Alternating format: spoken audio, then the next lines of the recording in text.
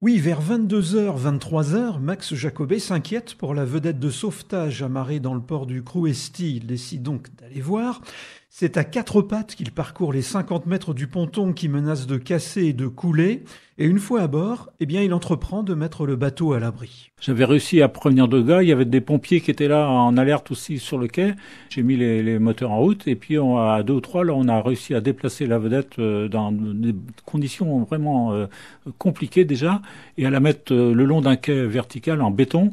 On est resté là toute la nuit, moteur en route, pour éviter que l'amarrage pète et que le bateau parte au fond du port. Au petit matin, on a pu stopper tout ça et le bateau était sauvé. Quand le jour se lève, vous voyez quoi? Les pontons étaient cassés et tous les bateaux étaient poussés au fond du port. Il y avait à peu près 250 bateaux, les uns sur les autres, des voiliers, des vedettes. Certains étaient coulés. C'était un spectacle assez impressionnant, c'est vrai. Cette nuit-là, le vent a soufflé autour de 160 km/h. Si Max Jacobet n'était pas intervenu, le canot de la SNSM, avec sa coque en bois plastifié, se serait certainement brisé au fond du port du Crouesty avec les autres bateaux.